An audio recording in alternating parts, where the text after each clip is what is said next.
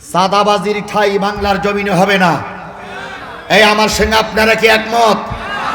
সাদাবাজি করব না, সাদাবাজি করতে সবাই মিলে বলেন চাঁদাবাজি করব না, সাদাবাজি করতে দেব না। 18 কোটি মানুষের ভিতরে হিন্দুরা আছে না নাই? 9 কোটি ভোটারের ভিতরে হিন্দু ভোটার আছে না নাই?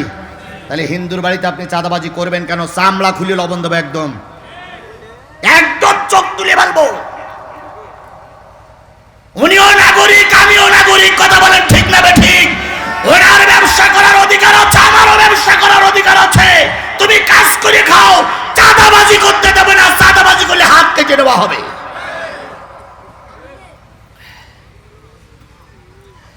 পারবেন তো? পারতেই হবে, পারতেই হবে। না বাঘের মুল্লুক নয়, না বাংলাদেশের 18 কোটি মানুষের এলাকা। কথা বলেন। আপনারা চাঁদাবাজি ধরে কোর্টে নিয়ে যাবেন, অ্যাডভোকেট গাজী এনামুল হক ভাই আপনাদের পক্ষে ওকালতি করবে, রোকনুজ্জামান ওকালতি করবে, আমরা আপনাদের সহযোগিতা করব। কারণ আল্লাহ বলতেছে চাঁদাবাজি যারা করবে তারা যাবে জাহান্নামে। কারণ চাঁদাবাজির চাইতে বড় জুলুম আর পৃথিবীতে কিচ্ছু নাই। কথা বলেন ঠিক না ঠিক? আমি তিলে তিলে 10,000 টাকা নিয়ে ফুটপাতে একটা দোকান দিয়েছি। ওই দোকানের আয়ে আমার 4 জন পরিবারের লোক চলে। তোমার প্রতিদিন সন্ধ্যাবেলা হলে 500 টাকা চাঁদা দিতে হবে। আমার বউ ছেলে মেয়ে না খেয়ে থাকে, তুমি খেটে খেতে পারো না। যদি একান্তই তোমার কপালে খাদ্য না জোটে, পায়খানা প্যাকেটে করে নিয়ে রাত্রি তুমি আর তোমার বউ পায়খানা খাও, পায়খানা খাও, পায়খানা খাও, তবু লোকের কাছে চাঁদা তুলে কষ্ট দিও না। আর আল্লাহ স্পষ্ট করে বলতেছে যারা গরিবের মাল জোর করে খাবে, যারা এতিমের মাল জোর করে খাবে, যারা সাধারণ মানুষের কাছে চাঁদা তুলে খাবে, এরা যাবে কোথায়? তাহলে কয় গ্রুপ পাওয়া গেল? জোরে বলেন, কয় গ্রুপ পাওয়া গেছে? তাহলে জাহান্নামের সামনে দাঁড়িয়ে আছে কয় গ্রুপ? তার ভিতরে 1 নম্বর বেনামাজি, 2 নম্বর চাঁদা তলা পার্টি, গরিবের মাল খাওয়া পার্টি, 3 নম্বর আর 4 নম্বর আলোচনা করতে গেলে আমার আর 20টা মিনিট সময় লাগবে। 20টা মিনিট সময় দেবেন আপনারা? 12:30 বন্ধ করবেন। 12:30 পর্যন্ত? সুবহানাল্লাহ।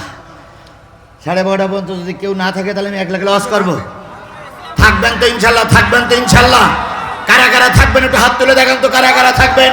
নারে তাকবীর, লিল্লাহে তাকবীর।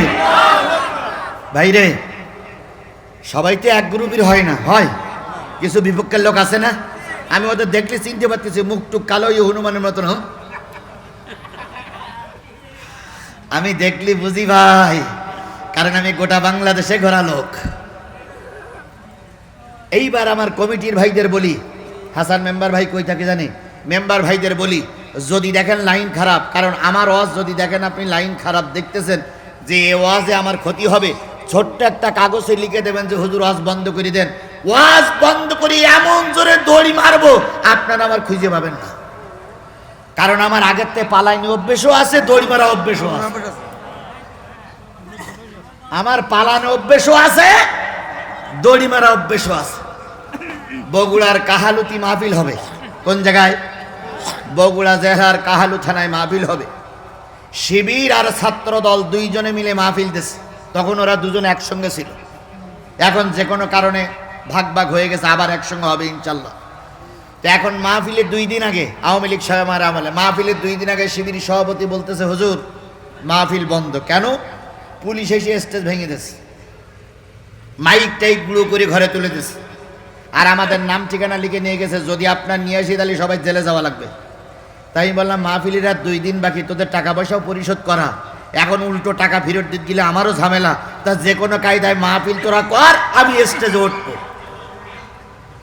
কচ্ছে হুজুর ওরা তো ধৈর্য যায়, আমার না যাবে, তোদের কিছু হবে না। তো হুজুর তাহলে একটু চেষ্টা করে দেখি, আপনি যখন সাহস দিয়েছেন। এখন ভাই মাহফিল করতে গেলে একজনের সভাপতির দরকার লাগবে না ভাই? এখন সভাপতি ওই গ্রামের কেউ সভাপতি হবে না। যার কাছে যায় সে বলে না ওই বক্তার মাহফিল আমি সভাপতি হব না, তাহলে ও বক্তাও মরবে, আমারও মারবে। শেষ পর্যন্ত মসজিদের ইমাম সাহেব বুদ্ধি দিয়েছে যে প্রাইমারি স্কুলের হেডমাস্টার উনি রিটায়ার্ড হয়ে গেছে, ওই লোকটা টাকার লোভ খুব। তো ওরে যেয়ে বল চাচা তুমি যদি সভাপতি হও তাহলে মাহফিল শেষে তোমার 5,000 টাকা দেওয়া হবে। তো এখন হেডমাস্টার বলতে সভাপতি হলে টাকা দিতেই হয়, আর তোরা যখন উল্টে আমার টাকা দিবি, যা আমি সভাপতি। তাহলে এই সভাপতি একজন বাবা গেছে না ভাই, আর আমি যাবো। আমি বললাম দুটো হরেন ফিট করবি, একটা চেয়ার আর একটা টেবিল, আর সভাপতির জন্য একটা চেয়ার। তাই দেওয়া হয়েছে। মোটামুটি মাহফিল এশার নামাজের পরে শুরু হয়েছে, আগের তো শুরু হয়নি। আর মোবাইলের যুক্ত লোকজনের বলা হয়েছে সব লোক ময়দান ফুল। এইবার আমি স্টেজে ওঠার আগে মাইকলা ডেকে বললাম, খোকা শোন, আজকে কিন্তু খুব রিক্সির মাহফিল, তুই সাবধান থাকবি। তখন মাইকলা বলতে, হুজুর আমার কি করতে হবে? আমি যতক্ষণ আমি মঞ্চের তাই না নামবো ততক্ষণ তুই আমার দিক চোখের দিক তাকাই থাকবি, যেই চোখ মিটকি মারবো সেই তুই লাইট অফ করে দিবি, তারপরে আমার যা হয় হবে। এখন ও মাইকলাও ঠিক আছে, আমার দিক তাকাই রয়েছে যে হুজুর চোখ মিটকি মারলি কি অফ করবে? লাইট অফ করবে। এখন মঞ্চে সভাপতি আর আমি ছাড়া আর কেউ নেই। ওয়াজ হচ্ছে, আমার ওয়াজ কখনো নরম হয়নি, আর হবার কোনো চান্স নেই। এখন ওয়াজ হতে হতে এখন আওয়ামী লীগের লোকেরা থানায় ফোন করেছে যে সেই হুজুর এসে ওয়াজ করতেছে, সেই হুজুরেরই ওয়াজই চলতেছে। এখন পুলিশ এসেছে 17 জন পুলিশ যখন হেলমেট পরে গেট দিয়ে ঢুকেছে, তখন সভাপতি বলতেছে, হুজুর হুজুর পুলিশ। তাই বললাম, স্যার আপনি চুপ করেন। কয়, হুজুর আপনি তো চলে যাবেন আর আমার ধন্য যাবেন হুজুর। আমি তো চুপ করে বসেন, দেখি কি হয়।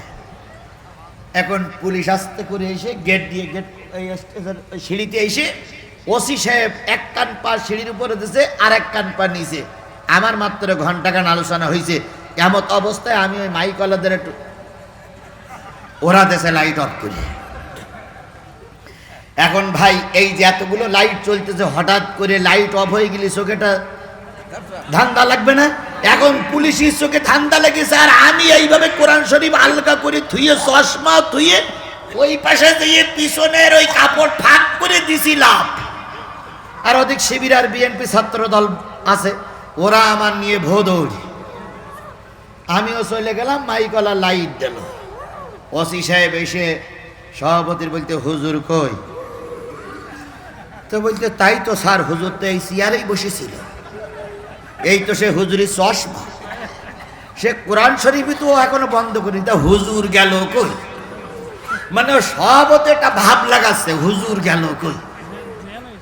তখন ওই বলতেছে, ওসি বলতেছে, ভাব লাগাচ্ছেন, হুজুর গেল কই? তখন সভাপতি উঠে দাঁড়াই বলতেছে, হুজুর তো এইখান থেকে উঠে ওই সিঁড়ি দিয়ে বেরিয়ে গেল, আপনি হুজুরির বের করতে, তাই আমার পরে টর্চারি করতে। হুজুর আপনি কোন জায়গায় সরাইছেন, কই পার দেবেন, নতুবাই একটা পুলিশও বাড়ি যাইতে দেবো না। ফাজলামি শুরু করেছেন না হুজুর এখন বেরিয়ে, তাই এখন আমাদের কাছে যে ফাজলামি করতে, হুজুর কোন জায়গায় গেছে কই পার দেওয়া লাগবে। পুলিশ দেখলো, ওরে বাবা হুজুর এসেই তো সভাপতির তেজ বেশি। তো এবার পুলিশ আসতে যায়, মাইকলার বলতেছে, এই লাইট অফ করলি কেন? তো ও তো তখন কাঁপতে, স্যার বলতে, স্যার আমি অফ করিনি, সরকার কারেন্ট বন্ধ করে দিতেছে। স্যার সরকার কারেন্ট বন্ধ করে দিলে আমি কি করবো স্যার? পুলিশ দেখলো এ কারোর কাছে বুদ্ধি খাটাই হবে না। তখন পুলিশ এসপি সাহেবের কাছে ফোন দিয়ে বলতে, স্যার এই হুজুর এত চালাক, মাইকলার বলেছে লাইট অফ করতে, লাইট অফ করে দিয়ে যে কোন দিক থেকে গেল স্যার আমরা আর খুঁজে পাচ্ছি না। আমার ধারণা বগুড়া জেলার সব পুলিশ যদি এক জায়গায় করেন, এ লোকে ধরা যাবে না স্যার, এ লোক খুব চালাক।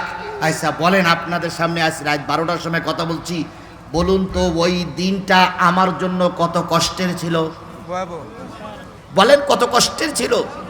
আজকে তো বসন্তের কোকিলের মতন অনেকেই গান গাচ্ছে, অনেকেই কু কু কু করতেছে, কিন্তু বিপদের দিনে অনেককেই ময়দানে পাওয়া যায়নি। কথা বলেন ঠিক না ঠিক?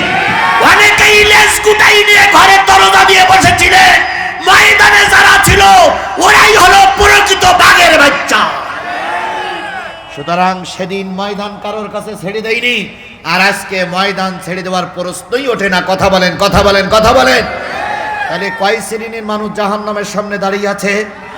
তার ভিতরে দুই শ্রেণীর বর্ণনা করেছি, একটা হলো বেনামাজি, আর একটা হলো সাদাতলা গুরু। 3 নম্বরটা বলবো। এবার কোরআনের কাছে প্রশ্ন করি, কোরআন তুমি বলো তো 3 নম্বর লাইনে জাহান্নাম, সাকার নামক জাহান্নামের 3 নম্বর লাইনে যারা দাঁড়িয়ে আছে তারা কারা? এবার কোরআন উত্তর দিচ্ছে, ওয়াকুন্না নাখুদু মাআল খায়দিন।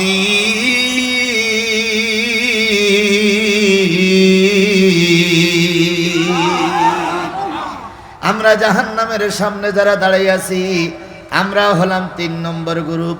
তখন জান্নাতীরা বলবে, ও 3 নম্বর গ্রুপের দাঁড়ানো যারা তোমরা দাঁড়িয়ে আসো, তোমাদের দেখলে তো হুজুর হুজুর মনে হয়, তোমাদের দেখলে তো বক্তা বক্তা মনে হয়, তোমাদের দেখলে তো আলেম ওলামা মনে হয়, অথচ তোমরা জাহান্নামের সামনে দাঁড়ায় আছো। সাকার নামক জাহান্নামে যাবা, ঘটনাটা কি?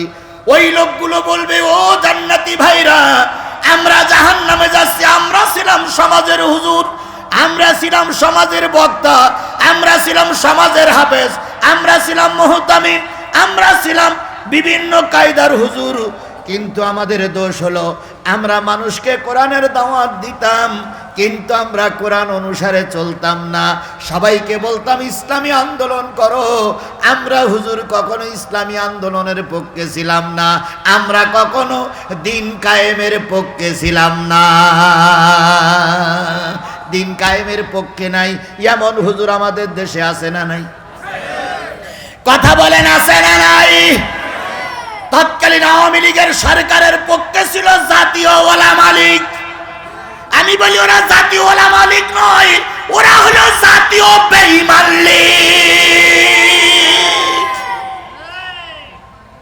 তার ভিতরে ছিল ফরিদউদ্দিন মাসুদ, কথা বলেন না কেন? তার ভিতরে ছিল মুফতি রুহুল আমিন সাহেব, তিনি ফতোয়া দিচ্ছেন আপনি একজন জান্নাতি নারী। তার ভিতরে ছিলেন কফিল উদ্দিন সরকার, কথা বলেন ঠিক না ঠিক? আবার বর্তমান সরকার যারা ক্ষমতায় গেছে ওনাদের পক্ষে কিছু দালাল হুজুর আছে, তারা হলো জাতীয় জমাতে ওলামা দল। তার ভিতরে আছে কি হাবিবি না কি একজন আছে না, খেজুর গাছ মার্কা, জুনায়েদ আল হাবিবি শাহ, এই ধরনের কিছু দালাল মার্কা লোক আছে। জামাত ইসলামের পক্ষে একদল দালালি করেছিল, তারা আসন চেয়েছিল 143টা আসন দিতে হবে, কারণ তারা এ গ্রেটে আছে। আমরা জামাত ইসলামের লোক তাদের দিতে পারি নাই, তাই তারা বেরিয়ে গেল। ও ভাই, প্রায় 50টা আসন জামাত ইসলাম ফেল করেছে।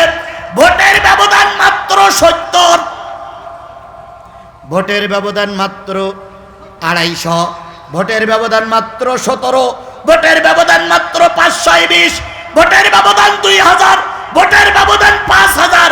যদি ওই হুজুররা আমাদের সঙ্গে থাকতো, ও হুজুরদের আসন বাড়ত, আর জামাত ইসলাম ফেল করতো না। এই জন্য কিছু দালাল মার্কা হুজুর ওদের সময়ও ছিল, এদের সঙ্গেও ছিল। ওনারা বললেন আমাদের রাষ্ট্রপতি বানাই দিতে হবে, প্রধানমন্ত্রী বানাই দিতে হবে। গোটা বাংলাদেশ কুড়িয়ে যা আসন পেয়েছে, এখন ওনারাই এখন রাষ্ট্রপতি হোক আর প্রধানমন্ত্রী হোক। ভাইরে, আমাদের কারণে আমরা মারি খাচ্ছি। আলেমে আলেমে বিভেদে এখন জালেমে জালেমে দোস্তি, আলেমে আলেমে বিভেদে এখন জালেমে জালেমে দোস্তি। পথের ঠিকানা জানা নাই কারো, কে কোথায় পাবে স্বস্তি। আলেমে আলেমে বিভেদে এখন জালেমে জালেমে দোস্তি, পথের ঠিকানা জানা নাই কারো, কে কোথায় পাবে স্বস্তি। এখন আলেম আলেমের শত্রু। আজকে দেখেন ইরানে আক্রমণ হচ্ছে, আক্রমণ চালাচ্ছে আমেরিকা আর ইসরায়েল, কথা বলেন ঠিক না বে ঠিক? যদি সৌদি আরব, যদি কুয়েত, যদি মিশর, যদি বাহরাইন ইসরায়েল আর আমেরিকার সাপোর্ট না করত, মুসলমানের রক্ত ঝরত না। গত নির্বাচনে যদি হুজুররা হুজুরদের বিরোধিতা না করত, এমন ভরাডুবি হুজুরদের হতো না। কি কায়দায় বগল দাঁড়ায় আমরা, এখন মার খেয়েই মরো, এখন কুইতে চাও কেন, বসে গেল। আল্লাহ রাব্বুল আলামিন বলতেছেন, ইয়া আইয়ুহাল্লাযীনা আমানু ইন্না কাসীরাম মিনাল আহবারি ওয়ার রুহবান লা ইয়াকুলুনা আমওয়ালান নাসি বিল বাতিল ওয়া ইয়াসুদ্দুনা আন সাবিলিল্লাহ ওয়াল্লাযীনা ইয়াকনিজুনা আয-যাহাবা ওয়াল ফিদ্দাতা ওয়া লা ইয়ানফিকুনাহা ফি সাবিলিল্লাহ ফাবাশশিরহুম বিআযাবিন আলীম। হে ঈমানদারেরা, তোমাদের ভিতরে ইয়া আইয়ুহাল্লাযীনা আমানু ইন্না কাসীরাম মিনাল আহবারি ওয়ার রুহবান, তোমাদের ভিতরে একদল আলেম আছে আর একদল পীর মাশায়েখ আছে। এরা অন্যের মালগুলো অন্যায়ভাবে খায়। এরাই দিন কায়েমের বিরুদ্ধে ফতোয়া দেয়। দিন কায়েমের বিরুদ্ধে ফতোয়া দেওয়া হুজুর আমাদের সমাজে আছে না নাই? আর ফতোয়াটা হয় তখনই, নির্বাচন আসে যখনই। অমুকের মেয়ের সঙ্গে বিয়ে করা যাবে না, অমুক যদি কোনো কবরস্থানে শুয়ে থাকে ওই কবরে যদি ঘাস হয় আর উক্ত ঘাস যদি গরুতে খায়, উক্ত গরুর ঘাস এবং উক্ত গরুর গোশত এবং দুধ খাওয়া হারাম। এরকম ফতোয়া দেওয়া মৌলবী আমাদের সমাজে কম বেশি আছে না নাই? এখানেও দুই একজন থাকলে থাকতে পারে। আল্লাহ আপনাদের শুভ বুদ্ধি দান করুক। বলুন তো, বাংলাদেশে যত পীর আছে সব পীরগুলো কি কোরআন হাদিসের পক্ষে? জোরে বলেন পক্ষে। আচ্ছা, এই যে পীর বাংলাদেশে আছে, এই পীরদের মুরব্বী হলো শাহজালাল। পীরদের মুরব্বী কি বলেন তো? শাহজালাল ইয়ামিনী রহমতুল্লাহ আলাইহি। শাহজালালের বাড়ি কোথায়? বিভিন্ন রাজনৈতিক দলের নেতৃবৃন্দ যখন ভোটে দাঁড়ায় তখন ছুটে যায় কার কাছে? শাহজালালের কাছে। কবর জিয়ারাত করে দোয়া নিয়ে ময়দানে আসে। এই শাহজালালের ইতিহাস শুনুন। শাহজালালকে আমাদের দেশের লোক, উনি কোথার থেকে এসেছিলেন? ইয়েমেন থেকে এসেছিলেন। উনি আর ওনার ভাগনা শাহপরান দুইজন আসবেন। পীরপন্থী লোকগুলো শোনে এনে, উনি আর ওনার ভাগনা দুইজন আসবেন ইয়েমেন থেকে। এবার গৌর গোবিন্দ বুঝতে পারল, সিলেটের রাজা গৌর গোবিন্দ বুঝতে পারল একজন হুজুর আসতেছে 17 জন লোক নিয়ে। এবার তার ম্যানেজিং কমিটি তার উপদেষ্টা নিয়ে বসে চিন্তা করলো এই হুজুর কেন আসতেছে। সবাই মিলে বলল এই হুজুর শাহজালাল সিলেটে কোরআনের আইন চালু করবে। গৌর গোবিন্দ চিন্তা করলো হুজুর যদি না আসে তাহলে তার এখানে কোরআনের আইন চালু হবে না। তাই গৌর গোবিন্দ 144 ধারা জারি করলো, যতক্ষণ পর্যন্ত হুজুর ফিরে না যাবে ততক্ষণ পর্যন্ত নদীতে কোনো নৌকা থাকবে, কোনো নৌকা চলবে না, ভ্যানের চাকা ঘুরবে না, গরুর গাড়ির চাকা ঘুরবে না, সাইকেল কেউ চালাতে পারবে না। গরুর গাড়ির চাকা খোলা হলো, ভ্যানের চাকা খোলা হলো। গৌর গোবিন্দ চিন্তা করলো শাহজালাল যেন আসতে না পারে। শাহজালাল ইয়েমেনি এসেছিলেন যাই নামাজ নিয়ে, সিলেটের নদীর কিনারায় এসে দেখে নদীতে নৌকা নাই। এবার ইয়েমেনি রহমাতুল্লাহ আলাইহি শাহপরানকে জিজ্ঞেস করলো, শাহপরান ভাগ্নে আমার, নদীতে নৌকা নেই কেন? একজন বলল হুজুর আপনারা আসবেন তাই নদীর নৌকাগুলো সব ফুটো করে দেওয়া হয়েছে, সিল মারা হয়েছে। শাহজালাল বললেন এখনই যদি আমরা ফিরে যাই তাহলে তো সিলেটে ইসলামের বাতি উড্ডন হবে না। তাই তিনি যে কোনো কায়দায় পার হয়ে আসলেন। কেউ বলেছে জায়নামাজ বিছিয়ে পার হয়েছেন, কেউ বলেছে পাথরের পরে চড়ে পার হয়েছেন, কেউ বলেছে সাঁতার দিয়ে পার হয়েছেন। দুইজন আসলো, ওনাদের সঙ্গে লোক আছে সর্বমোট কয়জন? 17 জন লোক নিয়ে শাহজালাল গৌর গোবিন্দরে খুঁজতে শুরু করেছে। এদিকে গৌর গোবিন্দ বিরাট এক নারীর সমাবেশ তৈরি করে সেখানে নারীদের নাচায়ার কয় হুজুর আসতে পারবে না, হুজুর আসতে পারবে না। এমন সময় শাহজালাল সেখানে আসলেন, একটা তাকবীর ধ্বনি দিলেন, নারায়ে তাকবীর, আরো জোরে নারায়ে তাকবীর। গৌর গোবিন্দর কানের ভিতরে আওয়াজ পৌঁছায় গেল। গৌর গোবিন্দ বলতেছে কিসের আওয়াজ শোনা যায়? কয় হুজুর এসেছে। কয় হুজুরের তাকবীর তো বিরাট আওয়াজ শোনা যায়। ওই যে গৌর গোবিন্দ ভয়ে সিলেটের নদীতে ঝাঁপ মেরে পড়েছিল, আজও আসেনি, আজও ফিরে আসেনি। তাহলে বলুন তো এই দেশে সর্বপ্রথম ইসলাম প্রচার করেছে কারা? পীর মাশায়েখ গুরু। কারা বলেন, কারা বলেন? পীর মাশায়েখ গুরু এদেশে টুপি নিয়ে আসছে, পীর মাশায়েখ গুরু এদেশে পাঞ্জাবি নিয়ে আসছে, পীর মাশায়েখ গুরু দাড়ি আমদানি করেছে। সেই পীরের ভিতর থেকে এখন কিছু কলঙ্কিত পীর হয়েছে, এরা ইসলামের ধ্বংস করার জন্য উঠে পড়ে লেগেছে। শাহপরান বাবা আমায় পাগল বানাইছে, পাগল বানাইয়া জানি কোথায় লুকাইছে। বাবারে পাইবারে আসে, ঘুরতে আসি দেশে দেশে, না জানি কোন দোষে বাবা লুকাই রয়েছে, পাগল বানাইয়া জানি কোথায় লুকাইছে। আবার একদল বলতেছে পানির ভিতর আগুন জ্বলে, পানির ভিতর আগুন জ্বলে, ঝড় বাতাসে নেবে না, খাজা বাবার মরিদি হইলে নামাজ রোজা লাগে না। হারাইলাম ধন মানিকি রতন, আর কি ফিরে পাবো তোমার, তোমার জন্যে কান্দে ভুবন, তোমার তুলনা নাই রে, তোমার জন্যে।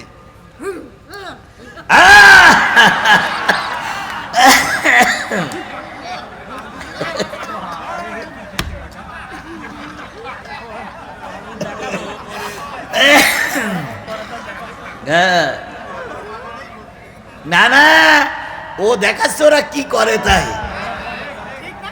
তুমি আমার দয়াল বাবা, তুমি আমার কেবলা কাবা, তুমি আমার দয়াল বাবা, তুমি আমার কেবলা কাবা, তুমি বিনা আছে কে বা অধমের এই দুনিয়া।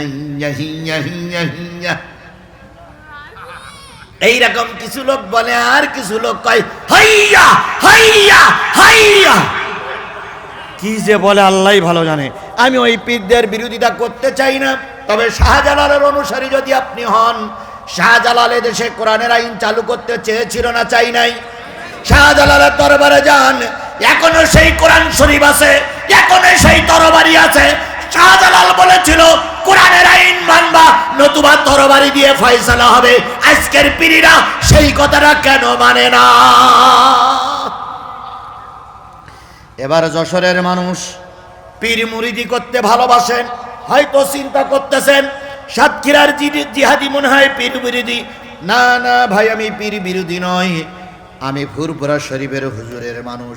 ফুরপুরা শরীফের দাদা হুজুর তথা অন্যান্য হুজুররা পালকিতে চড়ে আমাদের বাড়িতে আসতেন, তারা ইসলাম প্রচার করতেন। আমরা পীর মুরিদির বিরোধী নয়, তবে যে পীর মুরিদি ইসলামের পক্ষে নয়, আমরা তাদের পক্ষে নয়। ওলি আল্লাহর বাংলাদেশ, এই শহীদি গাজীর বাংলাদেশ, রহম করুন আল্লাহ, রহম করুন আল্লাহ।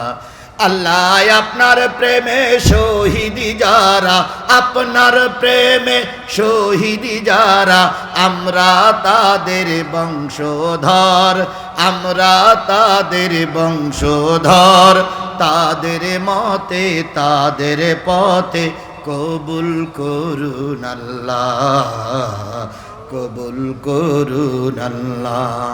শাহজালালের বাংলাদেশ, শাহ মখদুমের বাংলাদেশ, খান জাহান আলীর বাংলাদেশ, শরিয়াতুল্লাহর বাংলাদেশ, তাদের মতে তাদের পথে কবুল করুন আল্লাহ, কবুল করুন আল্লাহ। লিল্লাহি তাকবীর।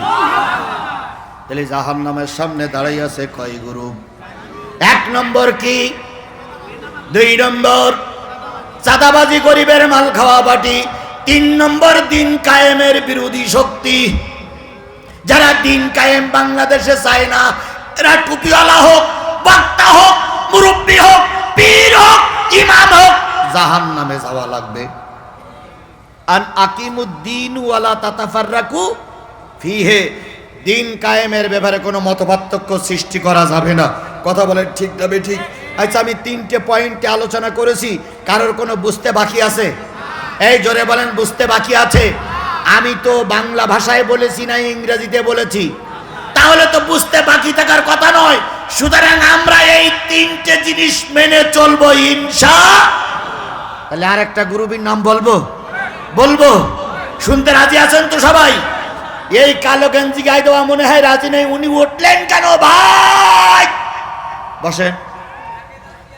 একে ঠিক আছে, লাইন ভালো। আল্লাহ কবুল করুক। জি, মোনাজাত হবে, এখনই মোনাজাত হবে। আমি আমি 12টা পর্যন্ত সময় নিয়েছিলাম, 12টায় 10 হয়ে গেছে, আর মাত্র কয়েক মিনিট বলবো ইনশাল্লাহ। ভাই আমি বাংলায় বলতেছি, বুঝতে তো সমস্যা হচ্ছে না। আমাদের দেশের একজন লোক চাকরি করতে গেছে আমেরিকায়, লেখাপড়া বিরাট জানে, 9 ক্লাস কম মেট্রিক পাস, 9 ক্লাস কম মেট্রিক পাস।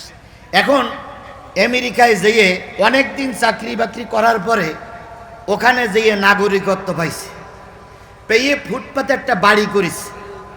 ফুটপাতে বাড়ি করেছে, বাড়ি করে উনি ওই বাড়িতে থাকে রাত্রি, দিনের বেলায় যায় ডিউটিতে। একদিন একটু দেরি করে এসে দেখে চোরে ওনার মাল সামানা সব নিয়ে চলে গেছে। আমেরিকায়ও বলো চোর, সবচাইতে পৃথিবীর বড় চোর হলো আমেরিকার প্রেসিডেন্ট ডোনাল্ড ট্রাম্প। এর চাইতে বড় চোর পৃথিবীতে আর একটাও নাই। নিজে নিজে যুদ্ধ বাঁধাইলো, আবার নিজে নিজে বলতেছে এখন যুদ্ধ শেষ। আচ্ছা, তোর যুদ্ধ বাঁধাইতে বললো কেটা, শেষ করতে বললো কেটা? এখন বলতেছে আমার সঙ্গে ইরানের সমঝোতা হয়েছে, ইরান আর যুদ্ধ করবে না। ইরান বলতেছে 3টে সত্য। 1 নম্বর সত্য হচ্ছে যত ক্ষতি করেছো সব ক্ষতিপূরণ দেওয়া লাগবে। 2 নম্বর, আমাদের উপর থেকে সম্পূর্ণ নিষেধাজ্ঞা তুলে নেওয়া লাগবে। 3 নম্বর, সত্য আরোপ করতে হবে, যখন তখন আর যুদ্ধ বাধাই দেওয়া যাবে না। আমেরিকা বলতেছে বাবা আমার জাতিতে গোটা দেশে তেলের দাম বেড়ে গেছে, আমার লোক গালাগাল দিচ্ছে, আবার যাই দিয়ে ইরান কাছে যাই দেবো না, হুরমুজ দখল। ভাই তেলের দাম আমাদের দেশে বেড়েছে না কমেছে? বিশ্বাস করুন, আমার সঙ্গে এখন চলেন, তেল পাম্পে যাবেন, 1.5 মাইল দূরের থেকে মানুষ মোটরসাইকেল নিয়ে দাঁড়াই আছে। 1.5 mile, 1 mile, half kilometre, 1 kilometre দূরে দাঁড়াই মানুষ কি পাচ্ছে না। আর আমাদের দেশের কিছু মন্ত্রী এমপিরা বলতেছে তেলের কোনো সংকট নেই। ওদের কথা দেখে ভুতুম পেশাও হাসে, যে ভুতুম পেশারা এসি রুমি থাকে, তো এই জন্য ভুতুম পেশারা দেশের খবর রাখে না। দেশ একটু ঘুরে দেখো, তেলের জন্য হাহাকার চলছে। কথা বলেন ঠিক না বেঠিক? আমি যে গাড়িটা আসছি ওই গাড়িটার তেল ফুরাই গেছে। এক পাম্পে যেয়ে বললাম খোকা একটু তেল দিবি, কয় হুজুর তেল তো হবে না, আর হলো তাতে আপনি যেতে পারবেন না। একজন এসে বলতে হুজুর আপনি জিহাদি হুজুর না? তাই বললাম হ্যাঁ। কয় হুজুর একটুখানি দেরি করেন, এই কোটার বিদায় দেই। এই কোটার বিদায় দিয়ে বলতে হুজুর তেল কটা লাগবে? আমি বললাম অন্তত 15টা দে। 15টা দেওয়ার পরে বলতে হুজুর সবার কাছ থেকে নেই 300 টাকা, আপনি 200 টাকা করে দেন।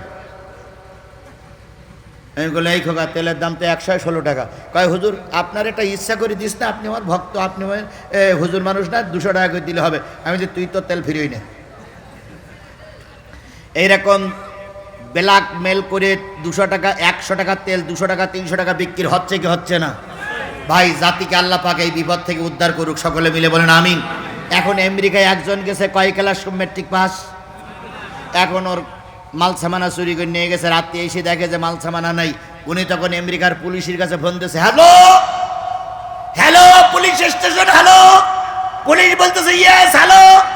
তখন বাঙালি 9 ক্লাস কম মেট্রিক পাস বলতে, স্যার কাটিং দা বাঁশের বেড়া, ঢুকিং দা চোর, লুইং দা আসবাবপত্র, গুইং দা দৌড়। আচ্ছা বলেন তো এটা ইংরেজি না বাংলা? এই কথা বলেন, এটা ইংরেজি না বাংলা? বাংলাও না ইংরেজি না, ভেজাল। এই তো ভেজাল, এই তো বুঝতে পেরেছেন ভেজাল। এখন আমেরিকার পুলিশ বলতেছে হোয়াট ইজ বাঁশের বেড়া? বাঙালি বলতে এই তুই কোন জাতের পুলিশ রে? বাঁশের বেড়া বুঝিস নি? তুই পুলিশি চাকরি করিস? বাঁশের বেড়া ইজ দা খাড়া খাড়া, চাটাইয়ের সঙ্গে পেরেক মারা, ইট ইজ বাঁশের বেড়া। আচ্ছা বলেন তো এই কায়দায় যদি পুলিশের সঙ্গে কথা হয়, পুলিশ কি ওর ভাষা বুঝবে? আমি কি কিছু কিছু ইংরেজি আর কিছু কিছু বাংলা বলেছি না? সব বাংলায় বোঝানোর জন্য চেষ্টা করেছি। তাহলে আপনি বুঝবেন না কেন? আপনি বুঝবেন না কেন? তাহলে কয় শ্রেণীর মানুষ জাহান্নামের সামনে? 1 নম্বর, বেনামাজি যদি জাহান্নামে যায়, নামাজি জান্নাতে যাবে।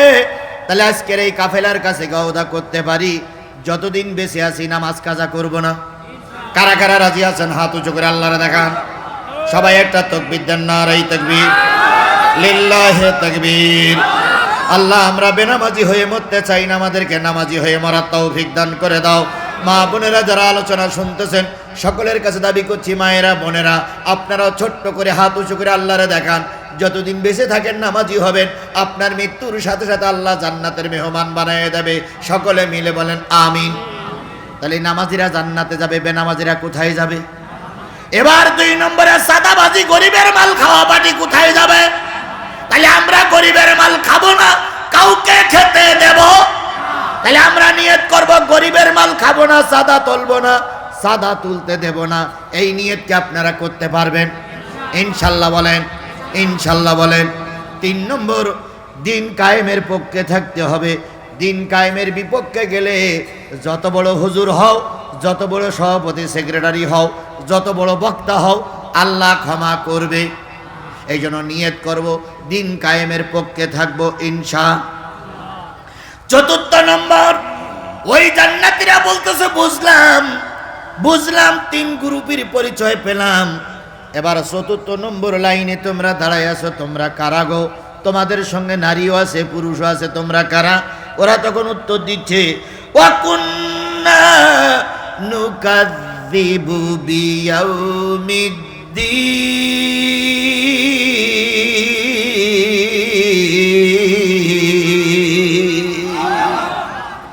আমরা হলাম পরকাল অস্বীকারী। তার মানে ওয়াজ নসিহত শুনতাম আমরা, কিন্তু কাজে লাগাতাম না। ওয়াজ আমরা জানি কিন্তু কাজে লাগাই না। এরকম গ্রুপ এই মজলিসের ভিতরে আছে না নাই? জোরে বলেন আছে না নাই? একটু প্রমাণ দেই কারা সেই গ্রুপ। আপনারা এই লেবুগাতির লোক কারা কারা? একটু হাত তোলেন তো। লেবুগাতির লোক কারা কারা? লেবুগাতি এই গ্রামের লোক কারা কারা? আচ্ছা, এই গ্রাম ছাড়া বাইরের গ্রাম চাইছেন কারা কারা? একটু হাত তোলেন তো। দেখেন আল্লাহ, দেখেন সভাপতি সাহেব, বাইরের লোক বেশি, বাইরের লোক বেশি। আল্লাহ আপনাদের কবুল করুক, আল্লাহ আপনাদের পর রহম করুক। আমি আপনাদের বোঝাতে চাচ্ছি, কেউ হইছেন ভ্যানে, কেউ হইছেন সাইকেলে, কেউ হইছেন মোটর সাইকেলে। এখন বাড়ি ফিরে যাবেন। বাড়ি ফিরে যাওয়ার সময় পরকাল অস্বীকারী কারা তাদেরকে বলতেছি। বাড়ি ফিরে যাওয়ার সময় ভ্যানওয়ালা বলতেছে, ভাই অস্ত অন্য দিন শোনেন, রোজার আগে ওয়াজ শুনেছেন, রোজা ঈদের দিন তে ওয়াজ শুনতেছেন, কিন্তু আজকের যে হুজুর ওয়াজ করলো, ওয়াজগুলো একেবারে চোখে আঙুল দিয়ে দেখাই দিল সাকার নামক জাহান্নামে যাবে কারা। সুতরাং যে কদিন বেঁচে আছি আমরাও হুজুরির কথাগুলো মেনে চলবো। ওই গ্রুপের ভিতরে একজন আমলিগির লোক আছে, তিনি বলতে চাই, তোর ভ্যান চালানোর দরকার, তুই ভ্যান চালা। আমরা কি করব না করব তোর অত উপদেশ দেওয়া লাগবে না। তখন ভ্যানওয়ালা বলতেছে, না ভাই আমি তো ভ্যান চালাচ্ছি, কিন্তু কত সুন্দর কথা হুজুর বলল, দেখলেন? তবে তো হুজুররা কত রকম বলে, ও হুজুরদের কথা বাদ দে। তখন এই ভ্যানওয়ালা আবারও বলতেছে, হুজুররা কত রকম বলে ঠিকই, কিন্তু এ হুজুরটা ব্যতিক্রম। 20টা মামলা খাইলো, 5 দিন রিমান্ডে ছিল, 5 দিন আয়না ঘরে ছিল, 3 বার গুলির মুখিতে বাইরে আসলো। হুজুরটা মনে হয় আসলে ভালো। তখন যে বামপন্থী রামপন্থী সে কি বলবে জানেন? এই হুজুররা যদি এতই ভালো হয় তো ওয়াজ করি টাকা নেয় কেন? আছে এই কথা বলেন, আছে। এরাই হলো ইসলাম অস্বীকারী গ্রুপ। কথা বলেন ঠিক না বেঠিক? এই জন্য আমরা যেগুলো মেনেছি সামে না কথা না, আমরা যেগুলো শুনলাম ওগুলো কি করব? মানবো ইনশাআল্লাহ।